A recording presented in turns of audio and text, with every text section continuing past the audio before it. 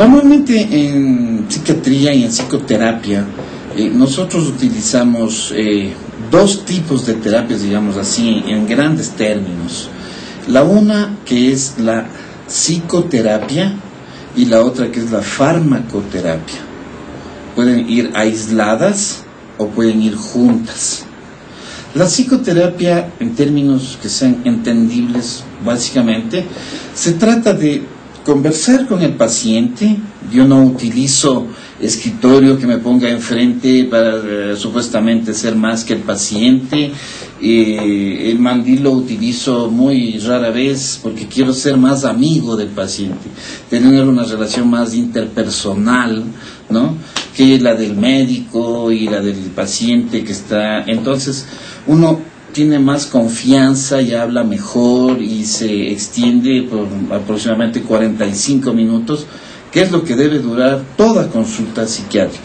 Yo sí en eso censuro a quienes en 10 o 15 minutos ya han atendido psicoterapéuticamente a alguien. No es posible hacerlo profesionalmente.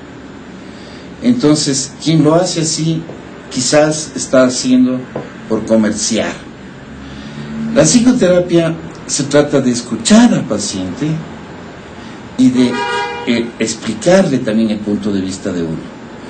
El paciente muchas veces está, como se dice vulgarmente, con cabeza caliente, está un poco alterado, tiene algún problema, o cuando tenemos terapias de pareja o de familia, todos están alterados, todo ese sistema solar que estaba funcionando de una manera adecuada se salió, se hizo de diferentes formas, y entonces nosotros desde fuera, y con un 0.0001% que hemos estudiado de este tipo de especialidad, podemos ayudar a corregir ciertos problemas que pueden suscitarse en la persona individual, en la pareja, en el grupo, según lo que sea.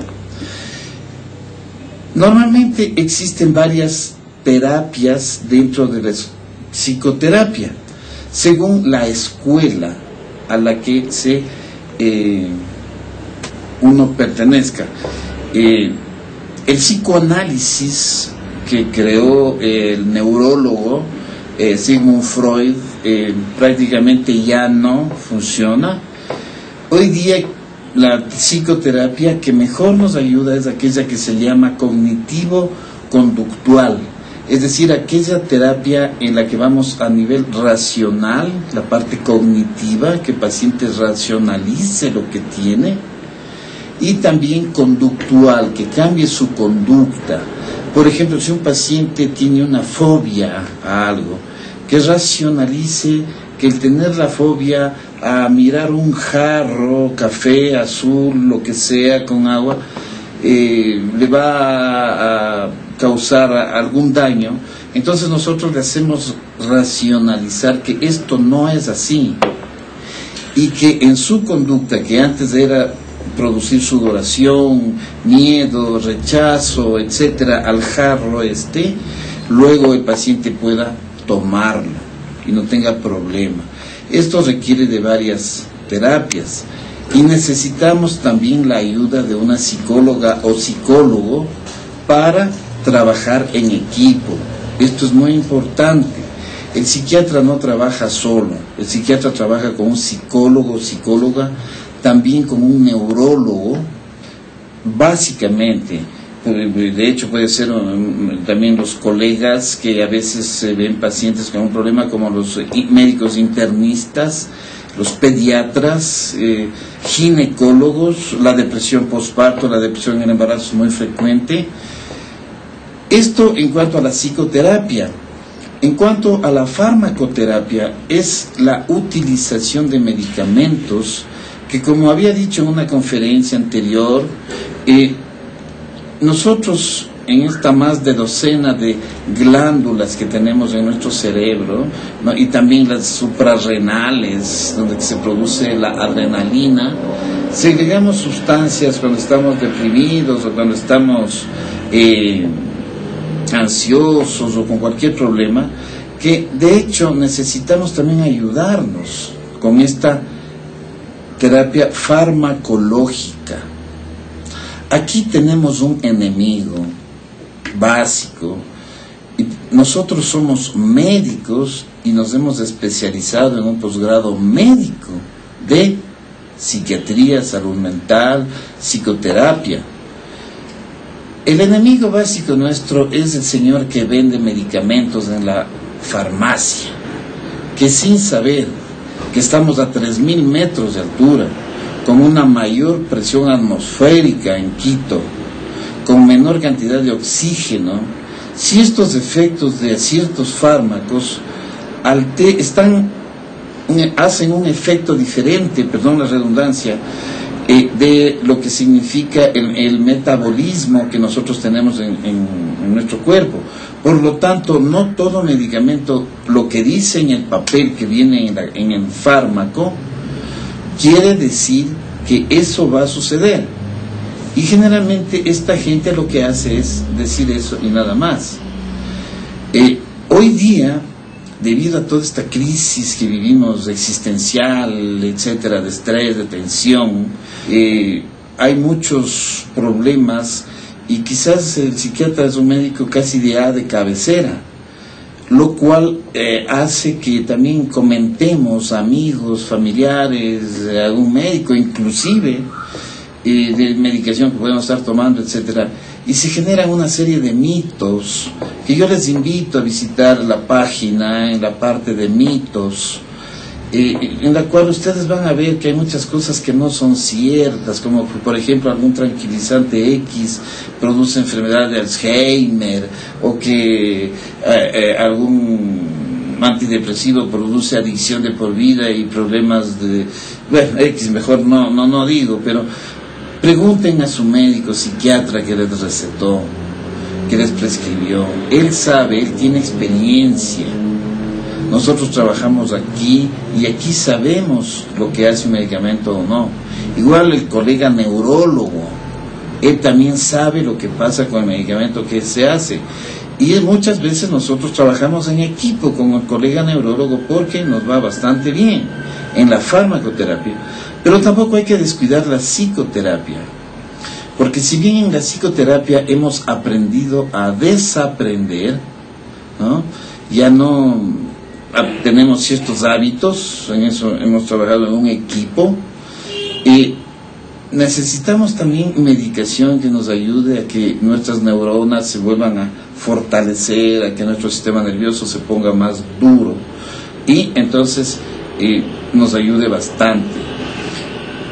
Finalmente, algo que es importante es el hecho de que personalmente, y creo que varios colegas en nuestro país, casi no internamos pacientes, porque no existen realmente motivos para internar. Los internamientos en las clínicas que existen en nuestro país salen más bien perjudiciales para los pacientes. Un paciente entra por una depresión o entra por algún problema, y como están mezclados pacientes de varias enfermedades, sale con una enfermedad curada aparentemente, pero con 2 o 3 nuevas que aprendió, porque está conviviendo en una comunidad de muchos enfermos mentales. Además, las clínicas que nosotros tenemos son mixtas y no se puede controlar totalmente el que una mujer eventualmente pueda tener algún problema de violación, de abuso, etcétera. Ya han habido casos, denuncias. Entonces, yo diría que el 90% o el 80% de internamientos aquí en nuestro medio se los hace con fines comerciales. Y lo digo sin miedo, lo digo de frente porque es así. Igual sucede con los famosos electrochoques, que en ciertos casos son muy contados, no pasarían de 2 o 3, los que se necesitan realmente ya cuando es algo grave, pero y que es algo muy sencillo, que inclusive personalmente cuando he estado tenido que ingresar a pacientes ni siquiera cobro porque es algo tan sencillo de hacer. pero que a veces, pues, no sé si aquí en el Ecuador, pero en otros países he oído que a veces se abusa de esto y también en el precio, hablando ya de miles o cientos de dólares, lo cual no tiene razón de ser. Entonces es mejor tratarle a un paciente de una manera ambulatoria, porque el paciente no vive dentro de un centro para siempre, el paciente vive fuera, y afuera entonces tienen que curarse, salvo que el paciente tenga problemas para su vida o para la vida de terceros, tenemos que internarlo. Si no, es preferible tratarlo ambulatoriamente y obviamente con precauciones que pueden darse y que hay que sugerir que no maneje vehículos, etcétera, si toma alguna medicación que pueda ser un poco sedante. Pero esto nos va a ayudar a prevenir infartos, derrames cerebrales, problemas de aneurismas, por ejemplo, cerebrales, problemas de mucha presión, de mucha ansiedad, ¿no? También estos aneurismas obviamente están incluidos, como podemos observar, en el cráneo, se van hacia adentro, estos tumorcitos como tumores, que por cualquier cosa pueden reventar en nuestro cerebro.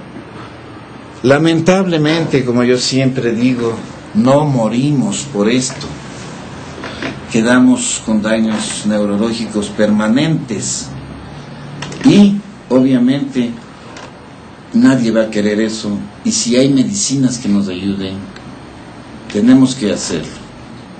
La última cosa, no permitan que tener una mala noche. El cerebro descansa y trabaja cuando dormimos y descansamos.